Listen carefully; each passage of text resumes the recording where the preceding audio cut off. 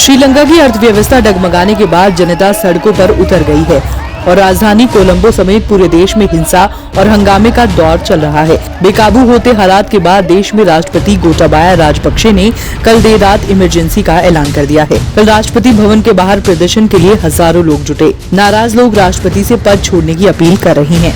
आम लोगों को लगता है कि आर्थिक बदहाली के लिए मौजूदा सरकार की नीतियां ही जिम्मेदार हैं। कोलंबो में हिंसा का दौर जारी है। लोगों ने गाड़ियों में आगजनी की। पुलिस की गाड़ियों तक को नहीं छोड़ा गया। सुरक्षा बल और आम लोग आमने सामने आ गए। लोगों को भगाने के लिए फायर गैस छोड़ी गई। अब तक की हिंसा में श्रीलंका में 10 लोग घायल हुए हैं तो 50 से ज्यादा लोगों को हिरासत में लिया गया है। हालात इतने बिगड़ गए कि स्पेशल टास्क फोर्स को बुलाना पड़ा, लेकिन हालात काबू में नहीं आ पा रहे हैं। राष्ट्रपति गोटाबाया राजपक्षे ने गजट जारी करते हुए 1 अप्रैल से इमरजेंसी लागू करने का ऐलान कर दिया है। हिंसक प्रदर्शन पर राष्ट्रपति राजपक्षे ने कहा, मेरा मानना है कि ये श्रीलंका में सार्वजनिक आपातकाल की घटना थी।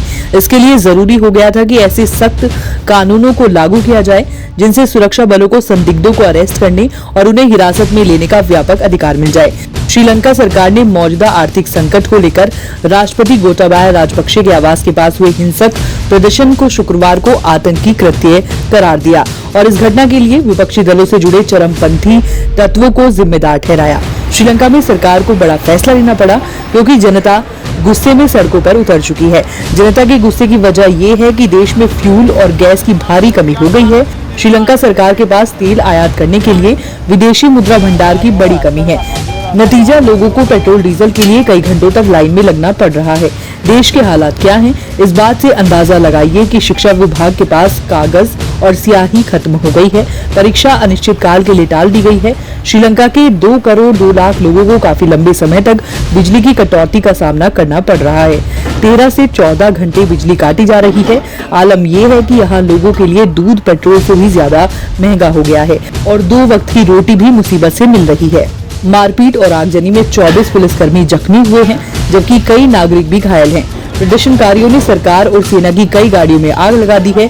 मंदी, विदेशी मुद्रा की कमी से जूझ रहे श्रीलंका में प्रदर्शनकारियों और बलवाइयों ने करोड़ों रुपए की संपत्ति को आग लगा दी है। पुलिस का कहना है कि इनकी पहचान की जाएगी और इनके खिलाफ सार्वजनिक संपत्ति को नष्ट करने का मुकदमा चलाया जाएगा।